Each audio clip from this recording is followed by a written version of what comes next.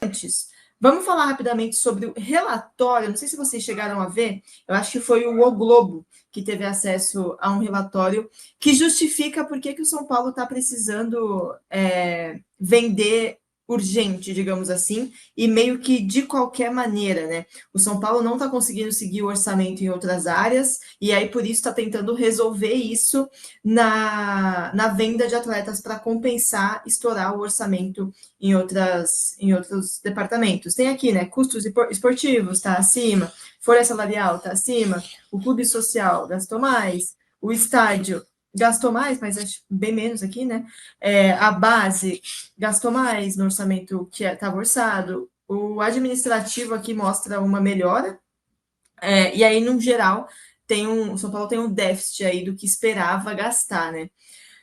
Kaique, fala um pouquinho para a gente aqui, vou pedir para o pessoal do chat também deixar a opinião. Acho que ontem, com essa matéria também, o pessoal começou de novo a puxar hashtags, falando da diretoria e tudo mais. Mas é complicado, né? Porque fica difícil de sair do buraco desse jeito, né, Kaique?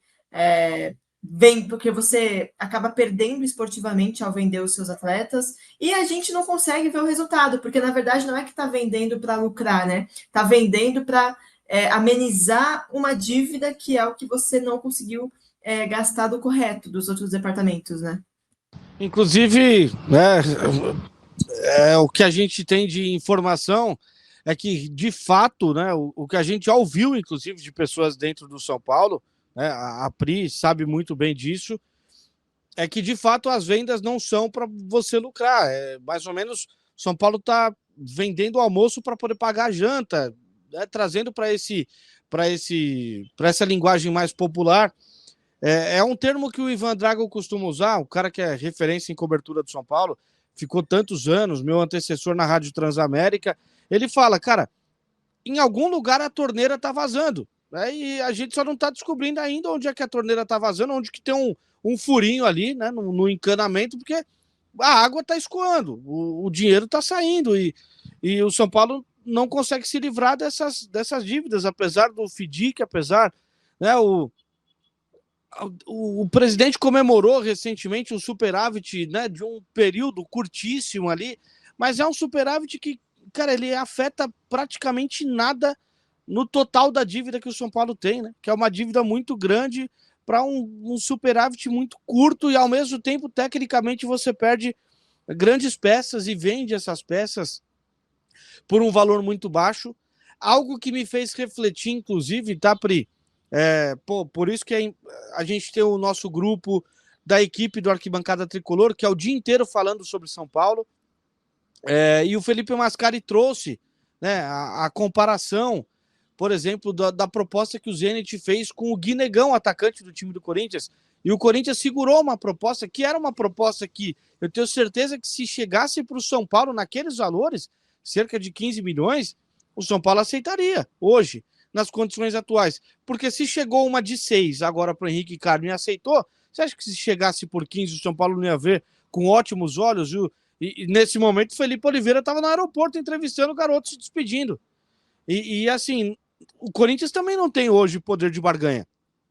Todo mundo sabe, inclusive a gente teve recente declaração de dirigente falando que, na época do Duílio, eu fazia cobertura diária do Corinthians, ele falou, hoje em dia eu procuro nem espalhar muito que tá entrando dinheiro no clube, porque se alguém tá descobrindo que tá entrando dinheiro no clube, os credores começam a me ligar. Tá entrando grana aí, vocês estão vendendo jogador e não vai me pagar? Então, poder de barganha o Corinthians não tem no mercado. Então, a gente faz esse tipo de comparação, não comparando a qualidade técnica do Guinegão com outros jogadores do São Paulo, mas quando a gente compara modelo de negócio, aí a gente tem pontos críticos nessas vendas do São Paulo também, além de valores que são irrisórios e que não mudam absolutamente nada na contabilidade geral ali de São Paulo com relação ao tamanho da dívida que existe hoje, né? Acho que a Pri deu uma travada, o Kaique, mas enfim, falando nessa você questão... me chamou de cena, tá de brincadeira, velho. Eu tô funcionando? Mano, agora você voltou. Pô, velho, tá muito ruim, gente. Caraca, tô com muita vontade de xingar. Mas vou respirar, não vou xingar. Eu vou aqui só apresentando, vou jogando para vocês vão falando, entendeu? Bom que eu estou de apresentadora e não de comentarista, senão não ia conseguir concluir nenhum raciocínio. Ô Fê, quero escutar você também sobre essas informações que a gente teve acesso, né? Na verdade, o GE já tinha tido acesso a esse relatório, né? Que é um relatório que um grupo fez, alertando sobre a possibilidade da dívida aumentar tantos milhões, agora não lembro exatamente, no final do ano, e bateria 1 bilhão, né?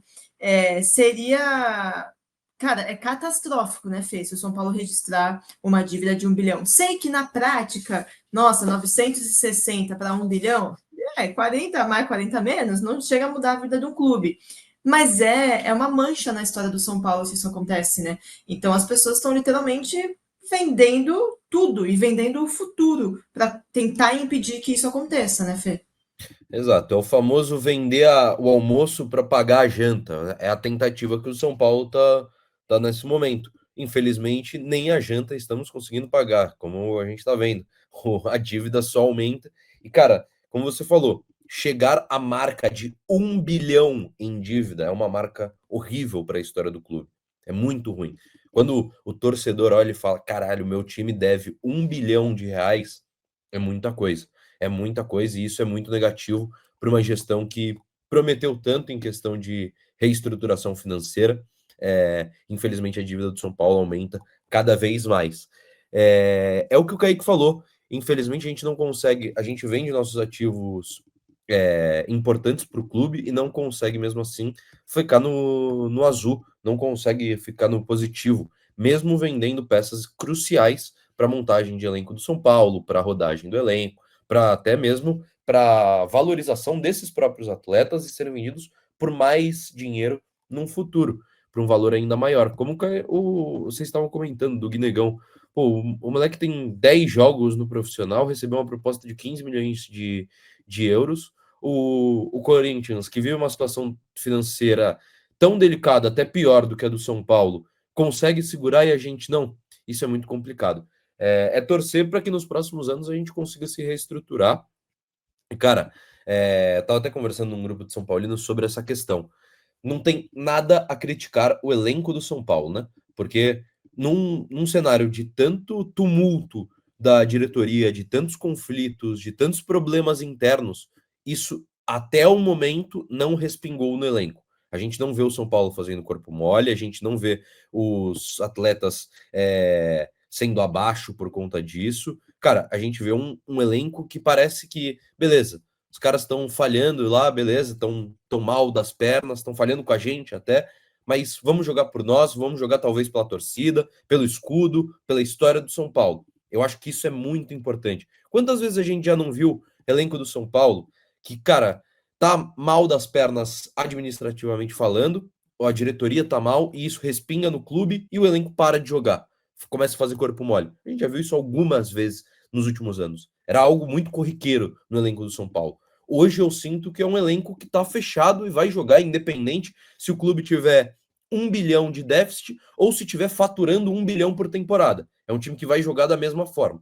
E, cara, tem suas deficiências? Tem suas deficiências. Tem caras que são, que maltratam a bola.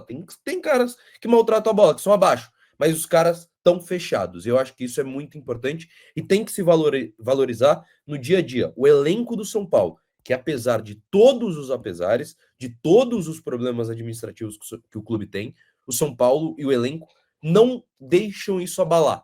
Talvez, é o que eu conversei no Sextou. A gente já viu isso acontecer muitas vezes, de problemas administrativos respingarem no campo. Se o São Paulo cair na Libertadores, talvez isso possa respingar, porque é a grande meta do time, a Libertadores. Mas, enquanto não respingar, tem que valorizar esses caras, Pri.